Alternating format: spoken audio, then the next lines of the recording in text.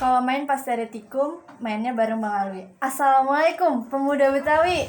Ya, kita di ngombe ngobrol masalah Betawi. Di sini kita ini bareng sama Bang Rahmat Sadli.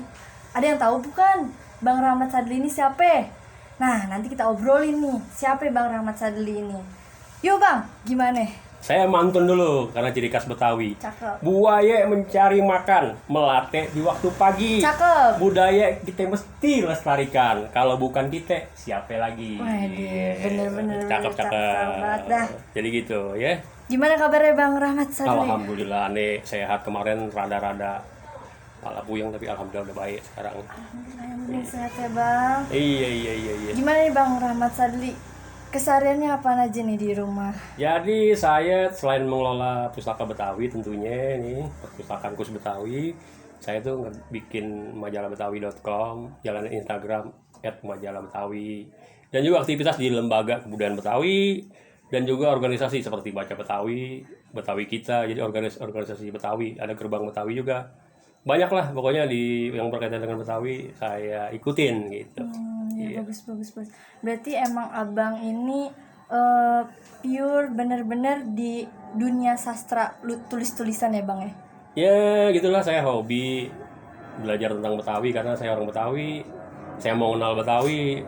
Setelah mengenal, saya ingin juga kebagian mengenal Betawi.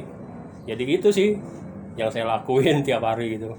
Yeah. Oh ya, yang nggak tahu nih, Bang Rahmat Sadli ini tinggalnya deket di Jakarta Selatan, tepatnya di Cilandak KKO Gang Kusuma ya Gang Bang? Kusuma, benar. Nah di sini tuh rumahnya ini tuh otentik banget sama yang hal-hal tentang Betawi, dari mulai yang old school, cilah. Maksudnya dari yang alat-alat Betawi, bahkan buku-buku yang udah lama banget dan kita jarang temuin, di rumah Bang Rahmat Sadli ini kita temunya Bang ya? Betul tuh. Ada tadi nih di samping ayah aja ada mesin tik, telepon, terus nanti ada buku-buku, wah banyak sekali. Ada radio, ada kaset, ya buku-buku tentunya yang utama Bener nih. Nah di sini kita bakalan ngupas Pustaka Betawi yang didirikan oleh Bang Rahmat Sadli, ya Bang ya? Betul, Pustaka Betawi ya. Nah, kalian yang nggak tahu Pustaka Betawi ini apa? Nah, kita bakalan obrolin di sini sama Bang Rahmat Sadli ya Bang ya? Iya, mantap. Nah, di sini pertama nih Bang ya. Siap. Kenapa Abang namain Pustaka Betawi? Nah, yang pertama tentu kita nyari kata-kata yang pas, sesuai dengan, karena ini konsepnya ada perpustakaan khusus buku-buku Betawi. Kalau mengacu pada arti makna pustaka itu adalah kumpulan ilmu pengetahuan gitu, dan ini cocok dari kumpulan buku. Dan saya cek di Google nama Pustaka Betawi belum ada lah gitu. Nah saya pikir ini nama yang ini bisa bagus lah, karena kan orang jadi mudah nginget pustaka berarti kaitan dengan buku gitu. Jadi nama itu penting buat orang mencari atau menjadi ciri khas. Itu jadi pilihan itu gitu. Berarti dari namanya aja nih kita tadi udah baca. Betul. Kita dengerin Pustaka Betawi ini adalah pusatnya isi-isian ilmu pengetahuan tentang Betawi. Dan emang di sini tuh kalau kalian main ke sini banyak banget buku-buku tentang Betawi. Dan sebenarnya nih Bang ya, yang bikin ayah penasaran nih, kenapa Abang mendiriin Pustaka Betawi? Pasti punya tujuan dong Bang. Apa itu tujuannya? Jadi tujuan yang pertama saya kan bikin majalah Betawi, tentu butuh referensi yang ciamik, yang pas. Kita kan kalau nulis, kalau punya ada referensi lebih, kalau ngocok tuh lebih berasa gitu. Artinya kalau nulis nggak ngawang-ngawang, nggak ngengong-ngengong gitu. Jadi kalau ada sumbernya dari mana, jadi lebih kuat. Itu pertama. Yang kedua adalah, ini saya menyadari susahnya saya dulu nyari buku Betawi, dan ini mestilah ada yang nolongin. Makanya saya pikir mahasiswa yang mau skripsi, yang mau mencari bahan tentang macam-macam, masyarakat umum. Jadi ini tujuannya membantu orang. Oh iya benar. Biar lebih gampang. Iya benar. Nyari-nyarinya gitu. Benar. Jadi sebenarnya emang benar sih Bang ya. Ayah sendiri ya sebagai mahasiswa pun ada beberapa judul skripsi yang ngomongin tentang Betawi. Pasti kalian yang nulis skripsi Betawi ngerasa kayak kesulitan bahan-bahannya. Di sini bisa ditemuin ya Bang ya? Alhamdulillah. Jadi kita kerja sama. Jadi sama Pustaka Betawi ini merupakan jaringan perpustakaan juga. Yang kerjasamanya sama Lembaga Kebudayaan Betawi. Saya juga ngurusin perpustakaan Lembaga Kebudayaan Betawi. Jadi baik dari narasumbernya nanti bisa saya arahin ke sono. Jadi biar narasumbernya biar lebih apa ya? Orang-orangnya capable, kemampuannya pas gitu. Jadi dia nyerangin berdasarkan referensi yang pas Iya gitu. benar. Iya, Iya iya, iya. benar. Jadi kalau kalian yang ngerasa pengen nulis tentang kebetawian dan sulit untuk mencari referensi ataupun bahan-bahannya untuk menulis Betawi, ini nih bisa kesini juga ke barang-barangnya ada banyak banget, buku-bukunya banyak banget, otentiknya juga, ya ampun. Alhamdulillah. Benar. Benar. Nah, kan di sini tadi udah dijelasin ya, ternyata Pustaka Betawi ini adalah pusatnya literasi, pusatnya buku-buku yang pengetahuan Betawi. Nah, ini nih kan banyak nih Bang ya bukunya. Bisa dijumlahin lah puluhan, bahkan bisa aja ratusan gitu ya Iya. Bang ya. Abang sejak kapan ngumpulin buku-buku ini Bang? Jadi sekarang jumlahnya udah lebih dari 400-an lebih. Jadi ya ngumpulinnya dari sejak 2015. 2015 itu mulai saya bangun majalah Betawi. Jadi saya cari dikit-dikit dari mulai ke toko buku tentunya. Sumber-sumber seperti di Masuk Jakarta punya Jaja Rijal. Buku-bukunya saya borongin semuanya yang berkaitan dengan Betawi. Lalu nyari bahan bacaan di berbagai tempat toko buku bekas. Lalu lama-lama ngumpulin gitu. Ada juga yang bantu dari teman-teman saudara-saudara di Betawi, King Yahya Saputra, Ustadz Nas, dan yang lainnya, Bang Roni, Pok Fajria, teman-teman saya di Betawi kita, itu ikut nyumbang di perpustakaan ini, di Pustaka Betawi.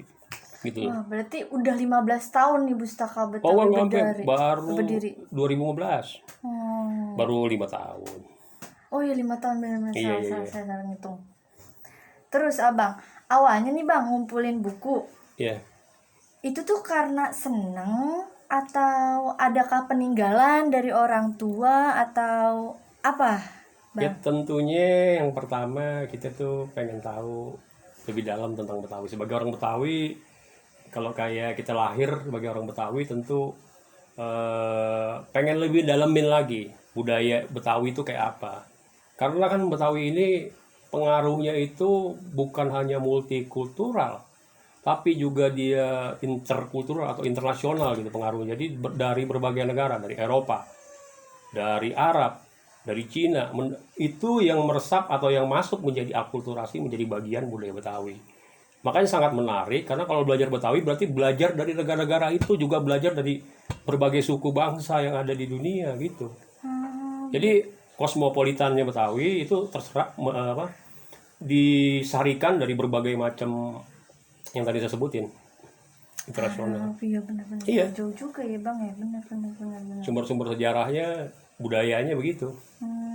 Berarti asal mula Abang ngumpulin buku-buku ini emang seneng gitu ya Bang? Ya senang karena saya pikir ini juga ngebantu orang karena semakin banyak penelitian tentang Betawi, orang jadi muda tentang Betawi. Misalnya mahasiswa nih mau bikin skripsi, bukunya banyak, bukunya gampang, tentu akan lebih lebih semangat nelitinya.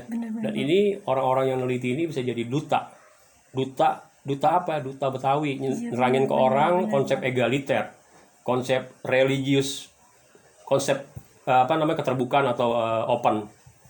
Itu kan ciri-ciri dari orang Betawi, orangnya terbuka, kemudian egaliter, memandang orang tuh semua sama di hadapan, yang penting di hadapan Allah tuh sama. Iya. Jadi orang dilihat bukan dari hartanya atau apa, tapi dari amal perbuatannya. Orang dilihat dari keterbukaannya juga. Jadi dia orangnya terbuka, terima siapa aja, tapi jangan main-main gitu. Lu jual gue beli, ada pepatah begitu. Benar Bang. Jadi jangan sembarangan juga ya, tetap jangan sembarangan juga sama orang Betawi.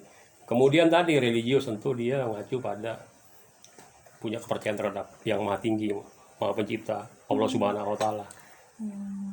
Gitu. Jadi itu yang membuat filosofi Betawi itu berlaku umum, universal. Jadi enak, nggak ada kasta, nggak ada macam-macam gitu. Intinya sih gitu. Itu. Nah ini Bang ya, kan buku nih banyak banget nih ya. Yeah. Buku pertama Abang itu ditemuin atau Abang pernah dapet dari tahun berapa? Buku pertama Abang tahun berapa itu? Oh, buku yang ada di sini dari tahun berapa yang tua. Jadi bukunya macam-macam ya.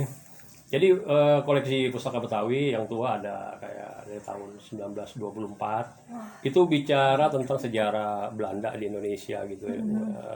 Di sini Ada juga si Ronda. Kisah Rampok si Ronda itu bukunya kecil banget. Itu buku asli dari tahun 1933. Asli itu bang. Asli, jadi itu dari cetakannya aja. Kita lihat kertasnya masih zaman dulu. Ini makan ya bang ya. Wah iya iya Waduh, iya, ini- lupa nawarin. Ya saya minum dulu sambil minum ya. Ini kue buatan. Buatan bini. Kalau orang Betawi bilang kalau misalnya istri itu bini. Iya bini. Jadi laki bini gitu. Istilahnya begitu. Aduh, enak Ini banget. sambil ya. minum ya. Aduh, enak banget. Enak banget guys. Ini saya taruh dulu ya. Iya. Nih bang. Apa lagi? Slow aja ya nggak? Iya bener-bener. Jangan kaku-kaku Nah, nih. Pinter Ini juga kan nih. abang nih banyak banget nih bang ya. Iya. Buku pertama apa tuh tahun berapa itu abang buku? Maksudnya buku tahun berapa itu yang pertama abang punya? Oh buku yang tentu buku-buku yang pertama ya buku-buku terbitan Jaja Rijal masih tahun baru. Tapi saya punya koleksi yang tua-tua. Ya itu buku. Yaitu buku-buku kayak model apa namanya sejarahnya Belanda di Indonesia gitu di Nusantara ini. Itu 1924. Ada juga buku 1933 si Ronda, ada buku tahun 50-an tentang Jakarta. Dan buku rada kesinian juga ada, buku kayak karya Firman Muntako yang tahun 60-50 tuh ada gitu-gitu. Berarti banyak banget ya bang bukunya tuh yang wah yang tua banget tadi tuh 1930 ya bang ya. Ya ada lah yang tua-tua gitu. Terus siapa aja nih bang yang pernah berkunjung ke Pustaka Betawi? Ya, jadi yang berkunjung ke perpustakaan Betawi, saya ada catatannya itu.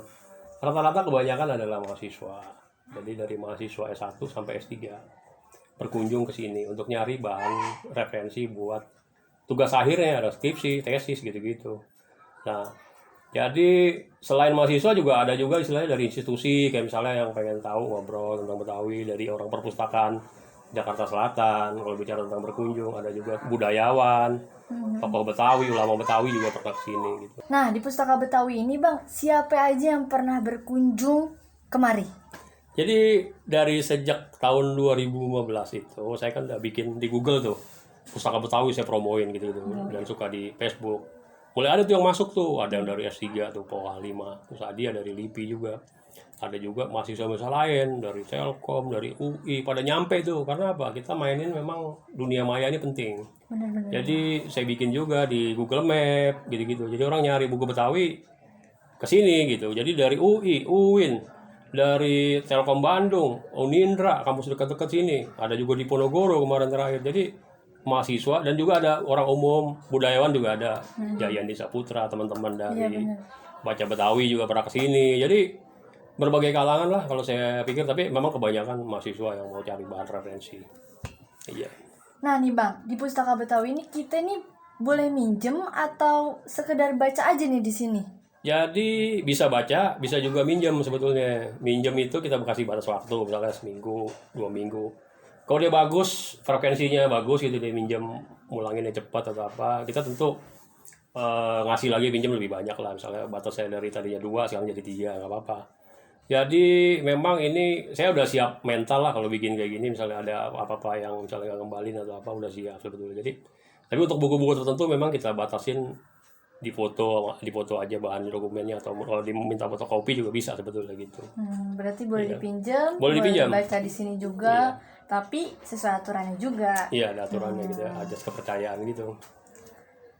Nah bang nih ya kan kita nih sering banget nih punya buku-buku yang udah lama bahkan udah tua. Iya. Ada nggak sih kiat-kiatnya nih bang buat ngerawat buku-bukunya?